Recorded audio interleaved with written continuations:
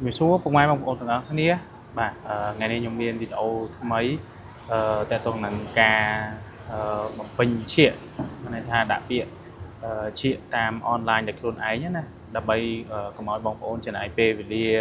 rong cham du là về đại bóng ổn từ đó còn lại đại bóng ổn thử vô làm từ làng chia nè chẳng vì thi nghe nghe xua xua mảnh tén trong đánh chẳng phê và lía hơi có đôi chia trong chẳng thà vì cam phòng tài hơi xem mẹp video mùi ní nhung sân khâm tha cùng mày một bộ trôi chất hơi cùng tay chui xe video này hay nhung mình một thoáng và sân chơi kịch tha video ní viên nhỏ trò cùng mày một bộ nữa nè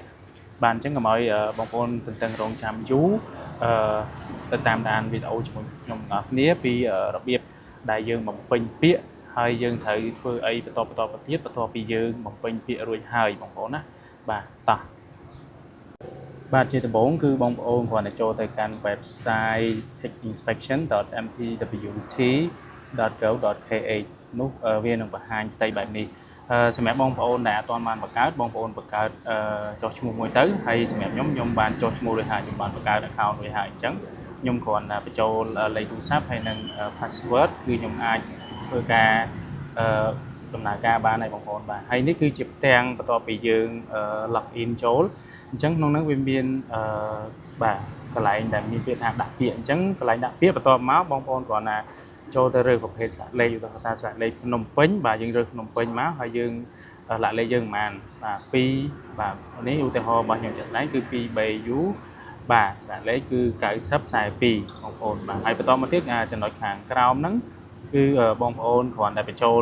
លេខតួបងប្អូនលេខតួឬក៏លេខសាក់ស៊ីដែលមាននៅក្នុងកាតគ្រីហ្នឹងបងប្អូនអញ្ចឹងនៅពេលដែលបងប្អូនបញ្ចូលបងប្អូនត្រូវទៀងទាត់ជាមួយកាតគ្រីថាតើឡានមួយណាដែលយើងចង់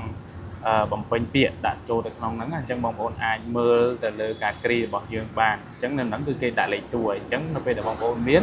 បងប្អូនគ្រាន់តែបញ្ចូលលេខតួចូលទៅក្នុងហ្នឹងទៅវារួចជាការស្រេចហើយបងប្អូនបាទហើយ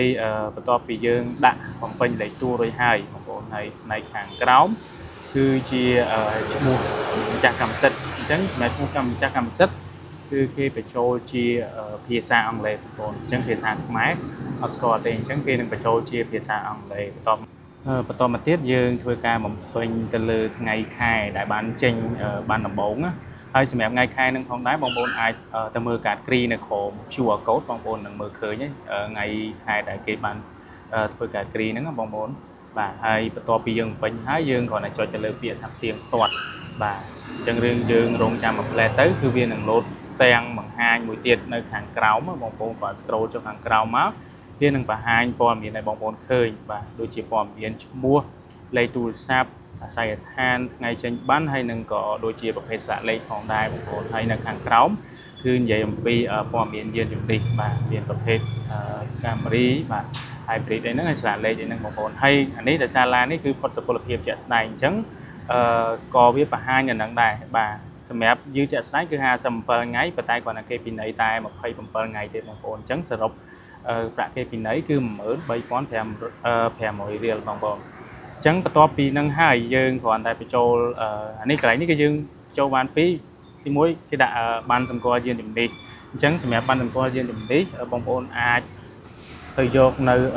រូបភាពដែលយើងបានថតហើយ save ទុកបងប្អូនបាទអញ្ចឹងអានេះដោយសារខ្ញុំបាន save ទុកហើយខ្ញុំគ្រាន់តែចុច select វាមកគឺខ្ញុំអាច attach file ចូលក្នុងហ្នឹងហើយចំពោះកន្លែងឈៀកក៏យើងមិនបាច់ដាក់ក៏បានដែរយើងចុចវាបន្ទាប់មកហើយសម្រាប់ឡានបងប្អូននៅពេលដែលយើងបំពេញទៅគឺវានឹងលោតចំនួនទឹកប្រាក់ដែលយើងត្រូវបង់ហើយឧទាហរណ៍តែប្រភេទឡាននេះរថយន្តទេសចរពី5ដល់9កៅអីមិនធ្វើអាជីវកម្មអញ្ចឹងគឺវានឹងលោតចំនួនទឹកលុយនៅហ្នឹងហើយបាទសម្រាប់ឡានខ្ញុំដែលខ្ញុំបំពេញនេះគឺអស់ចំនួន48000រៀលបងប្អូន48000រៀលអញ្ចឹងបន្ទាប់ពីយើងទៀងទាត់បាទទៀងទាត់នៅទឹកប្រាក់ដែលយើងត្រូវបង់ហើយយើង scroll ចុះមកក្រោមទៀតបងប្អូនយ៉ាងហ្នឹងវាមានព័ត៌មានច្រើនមែនទែនហ្នឹងបាទមានទាំងធ្វើទុតិយតាវិញ្ញាបនបត្រត្រួតពិនិត្យចេញទេសថ្មីអីនៅនឹងទាំងអស់បងប្អូនបាទហើយតាមប្រភេទឡានជាក់ស្ដែងបងប្អូនណាបាទហើយបន្តមកទៀតគឺយើងអាចរើសទីតាំងដែលយើងចង់ត្រួតពិនិត្យអញ្ចឹងទីតាំងណាដែលនៅជិត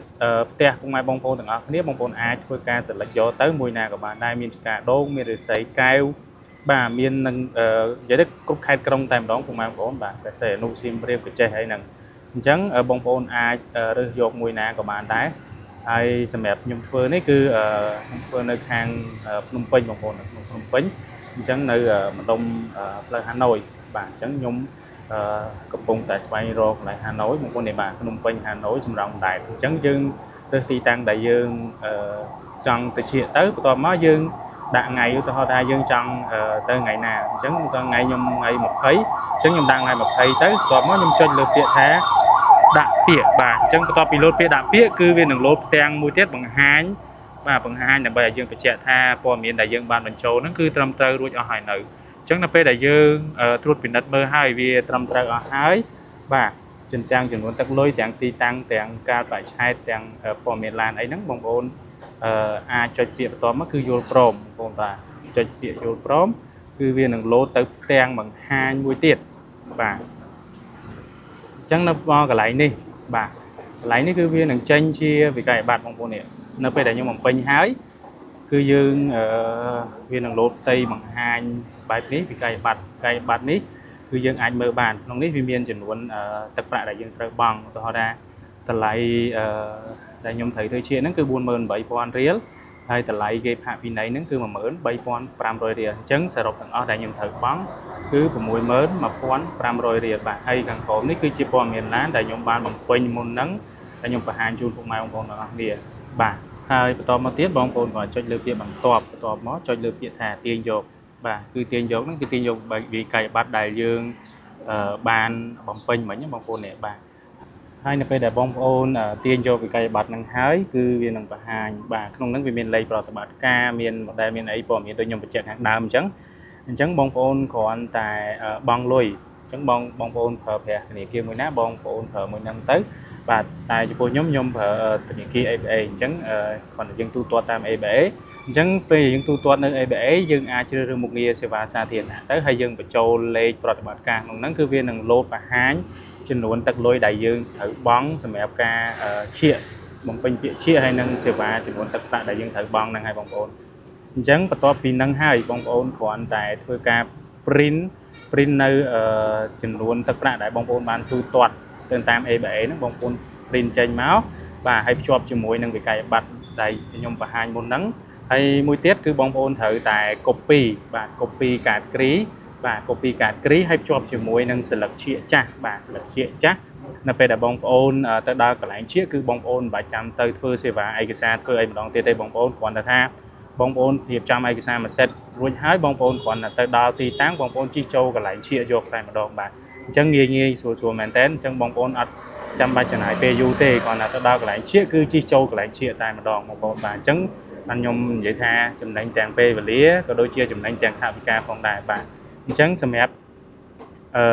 ការបង្ហាញខ្ញុំថ្ងៃនេះមានតែប៉ុណ្្នឹងទេអញ្ចឹងបើសិនជាបងប្អូនមានចម្ងល់អីផ្សេងនៅមិនទាន់យល់ហើយនឹងសពេចសពិលបងប្អូនអាចឆាតសួរ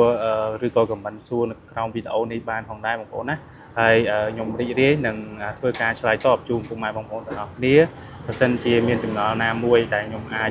បកស្រាយបានខ្ញុំនឹងបង្ហាញជូនពុកម៉ែបងប្អូនទាំងអស់គ្នាតែម្ដងបាទអញ្ចឹងបងកុំភ្លេចជួយ share វីដេអូនេះផងបងប្អូនទាំងអស់គ្នាបើសិនជាបងប្អូនគិតថាវីដេអូរបស់ខ្ញុំនេះមានប្រយោជន៍ដល់បងប្អូនទាំងអស់គ្នាបាទអរគុណច្រើនជួបគ្នាវីដេអូក្រោយទៀតបាទ